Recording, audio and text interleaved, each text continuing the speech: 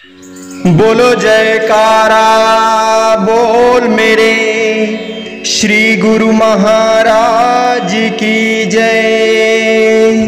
बोलिए साचे दरबार की जय। श्री आनंदपुरवासी भगवान की जय। समस्त भगत जी को जय सच्चिदानंद जी। भगत जी इस चैनल को सब्सक्राइब कीजिए, वीडियो को लाइक कीजिए और वीडियो को ज़्यादा से ज़्यादा शेयर कीजिए ताकि यह भक्तिमय सत्संग समस्त गुरुमुख जन तक पहुंच सके। जय सच्चिदानंद भगत जी। कबीर संगत साध की जो गंधी की बास, जो कछु गंधी दे नहीं तो भी बास सुबास। बोलो जयकारा बोल मेरे श्री गुरु महाराज की जय। सोचो और गंभीर विचार करो, जैसा संग करोगे वैसा रंग आएगा ही। संगति का प्रभाव निष्फल नहीं जाता। जिन जैसी संगत करी तैसो ही फल लीन। कदली सीप भुजंग मुख बूंद एक गुड़ तीन। सीप गयो मोती भयो कदली भयो कपूर। अहि मुख गयो तो विष भयो संगत को फल सूर। बोलो जयकारा बोल मेरे श्री गुरु महाराज की जय। जो जिस संगत में विचरण करता है उसे वैसा ही फल मिलता है। जैसे एक स्वाति बूंद भिन्न भिन्न आधार पाकर अलग अलग ही रूप बदल गई। जब वह केले पर पड़ी तो कपूर बन गई, सीप में आई तो मोती बन गई, और यदि दुर्भाग्यवश कहीं सांप के मुख में जा पड़ी तो विष बन गई। विचार करने से ज्ञात होता है कि यह सब विभिन्नता संगति का ही प्रभाव है। मनुष्य के लिए किस प्रकार की संगति लाभदायक है, श्री रामचरितमानस में लिखा है। बिनु सत्संग विवेक न होई, राम कृपा बिन सुलभ न सोई। सत्संगत मुद मंगल मूला, सोई फल सिद्ध सब साधन फूला। बिना सत्पुरुषों की संगति के ज्ञान नहीं होता, मगर यह प्रभु कृपा के बिना सुलभ नहीं हो सकती। सत्पुरुषों की संगति ही आनंद मंगल की मूल है, सिद्धि उसका फल है और साधन फूल है। अर्थात सत्पुरुषों की संगति ही मानव के लिए श्रेयस्कर है, जहां से इसे विवेक मिल सकता है। परमात्मा ने जब जीव को जन्म दिया तो उसके प्रारब्ध का भोग भी पहले से ही तैयार करके रख दिया है, परंतु आश्चर्य की बात यह है कि मनुष्य के चित्त में परमात्मा पर विश्वास नहीं है।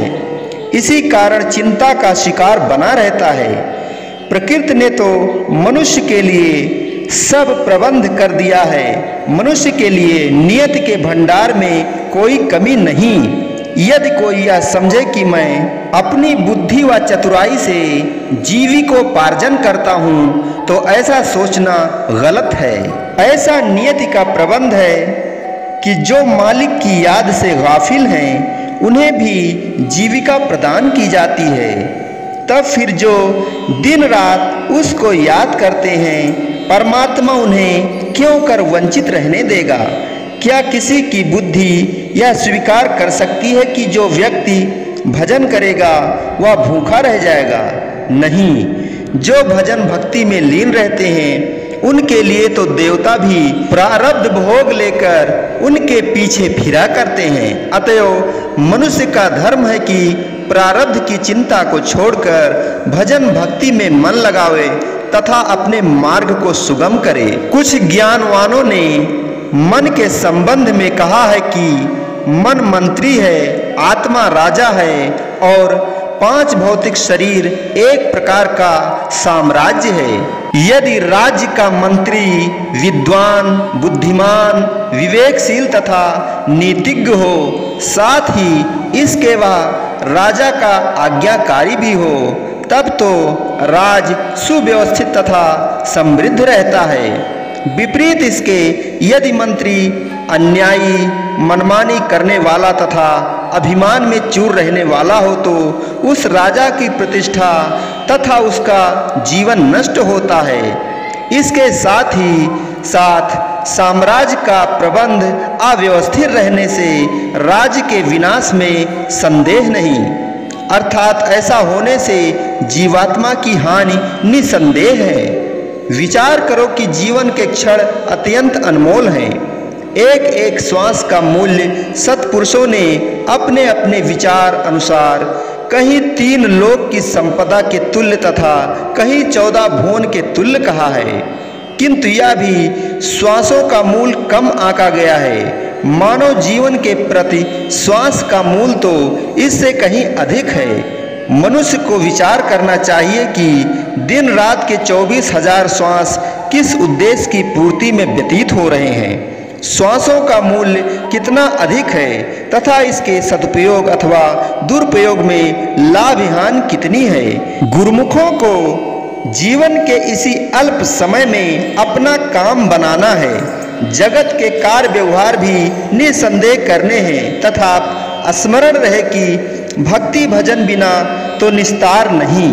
अपनी सच्ची कमाई अथवा पूंजी तो भजन ध्यान ही है। यदि इस अमूल्य समय में मनुष्य भजन से गाफिल रहा तो अंत में पछताना पड़ेगा, परंतु कुछ ना बन सकेगा। संसार भर का धन भी भक्ति भजन की क्षण मात्र की कमाई की तुलना में तुच्छ है तथा गफलत में नष्ट किया गया श्वास भी संसार भर के धन के बदले नहीं लौटाया जा सकता। सभी मूल्यवान वस्तुएं यदि नष्ट हो जाएं अथवा खो जाएं तो वह किसी न किसी प्रकार से पुनः प्राप्त की जा सकती है। केवल खोया हुआ श्वास ही ऐसी वस्तु है जो कभी तथा किसी उपाय से लौटकर नहीं आ सकता। इस अमूल श्वास से यदि कोई लाभ प्राप्त ना करे तो उसने जीवन में क्या किया। गोस्वामी तुलसीदास जी ने एक एक श्वास का दाम 14 भुवन कहा है। मोल 14 भुवन को एक श्वास है तो ही, ऐसे धन रघुनाथ को तुलसी वृथा न खोए। बोलो जयकारा बोल मेरे श्री गुरु महाराज की जय। बोलिए साचे दरबार की जय। श्री आनंदपुरवासी भगवान की जय। श्री नगली निवासी भगवान की जय। समस्त भगत जी को जय सच्चिदानंद जी।